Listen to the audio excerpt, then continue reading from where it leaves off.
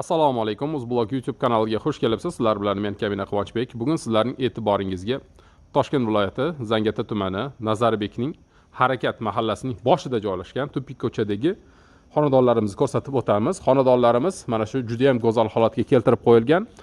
Aytib o'tishimiz bo'yicha 90% bitkazilgan ishlar esa ham bo'ladi. Ichki taraflari ham oqsuvoq qilib qo'yilgan. Bu yerda aslida 5 ta xonadon joylashgan bo'lib, bittasi sotildi o'rtadagisi.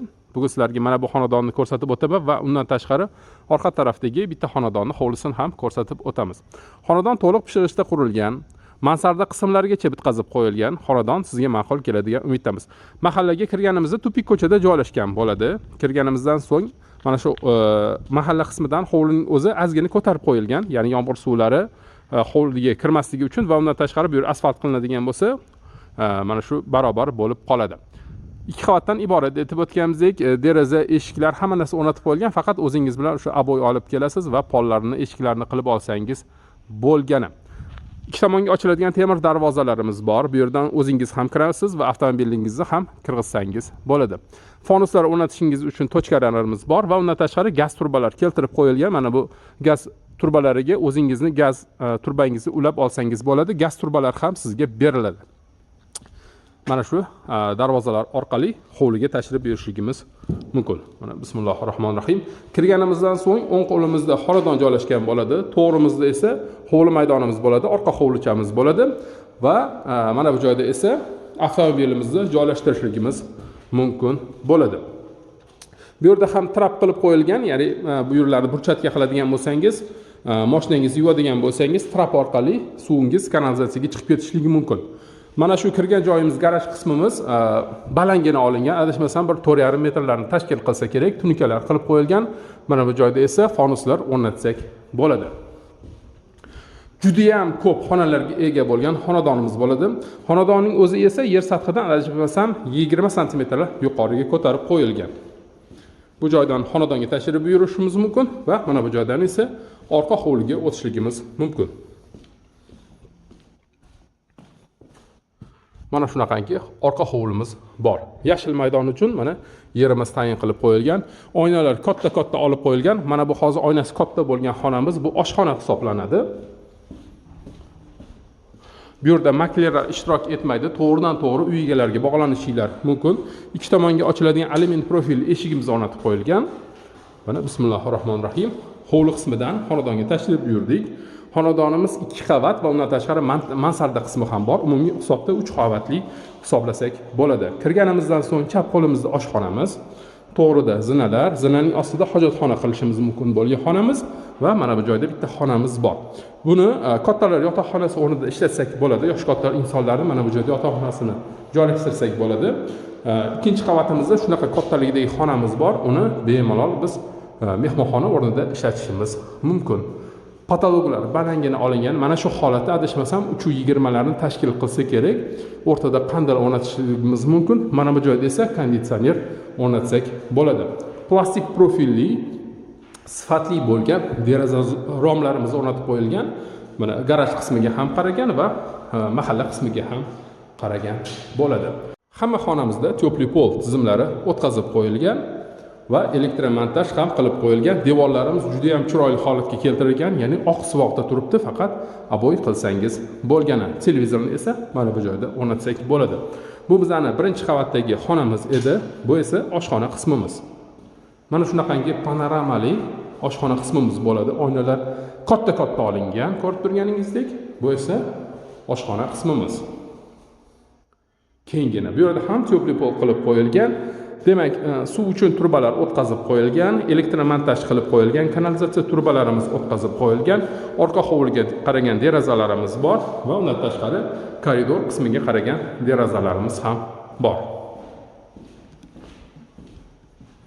Bu joyda esa birinchi qavatda joylashgan sanuzilxona, ya'ni hojatxonani joylashtirsak bo'ladi. Zinalar orqali ikkinchi qavatga ko'tarilishimiz mumkin. Aytib o'tgandek, mansarda qismi ham mana shu chiroyli holatga keltirilgan zinalar orqali chiqishligimiz mumkin. Bu yerda bemalol 3 ta oila yashashligi mumkin, chunki xonalar soni juda ham ko'p. Demak, ikkinchi qavatimizga ko'tarildik. Ko'tarilganimizdan so'ng mana shu koridor orqali xonalarga o'tishligimiz mumkin.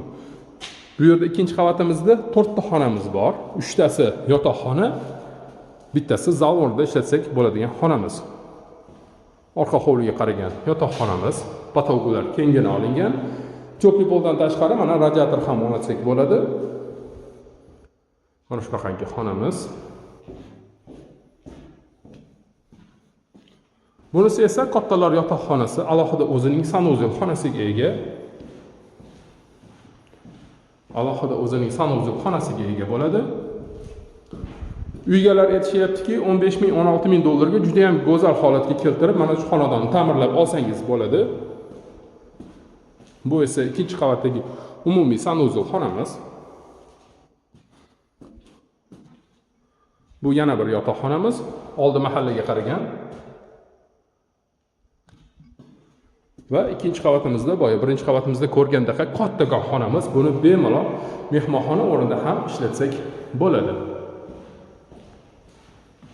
Ko'rib turganingizdek kengina olingan, bu joyda televizorni o'rnatamiz. Tepli pol tizimlari o'tkazilgan, stяжкалар qilib qo'yilgan.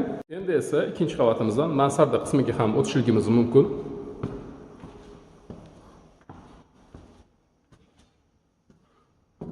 Bu esa bizning mansarda qismimiz. Tomlar juda ham professional, to'g'ri yopilgan, mineralli vatalar qilib qo'yilgan, shoma izolyatsiyalar qilib qo'yilgan. Xullas, shovqinni ham his qilmaysiz va issiq sovuq havoni tomdan xonadonga o'tkazib yubormaydi. Juda ham sifatli qilib qo'yilgan. Bu biza hozir mansardamiz. Mana shunaqangi xonadon. Bu yerda ham ikkita xonamiz bor va mana shunaqa keng bo'lgan hol qismimiz bor. Elektromontaj tizimlari o'tkazib qo'yilgan. Mana bu joyda rakmini o'rnatsak bo'ladi yoki mana shu mansarda joylashgan sanuzel xona ham qilsak bo'ladi. Televizorni esa mana simlari chiqarib qo'yilgan. To'g'ridan-to'g'ri xonadon egalariga bog'lanib, mana shu xonadonlardan birini sotib olsak bo'ladi. Maklerlar ishtirok etmaydi. Bu yerda aslida 5 ta xonadon qurilgan bo'lib, ularning bittasi sotilib ketgan. Bu yerda hozir 3 ta xonadon joylashgan bo'lsa, bu tarafimizda 2 ta xonadon yana joylashgan bo'ladi. Bu esa eng oxirida joylashgan, hovlisi katta bo'lgan hovli xonadonimiz. Qolganlarini kottej deydigan bo'lsak, bu haqiqiy hovli xonadon bo'lgan, xonalari ham katta-katta olingan va mana shunaqangi keng bo'lgan hovli maydonlarimiz bor va mana hovlida joylashgan alohida oshxona qismimiz bor. Juda ham go'zal. Xonadon egalariga to'g'ridan-to'g'ri bog'lanib, mana shu uylardan birini sotib olishingiz mumkin. Undan tashqari, agar ta'mirlashga kuchingiz yetmasa, o'zingizni agar qobiliyatingiz bo'lmasa, mana shu uy egalari bilan bog'lanib, xonadonlarni ta'mirlangan holatida ham sotib olsangiz bo'ladi. Xonadon egalari uy qurib sotish bilan shug'ullanishadi, juda ko'p yillik tajribaga ega.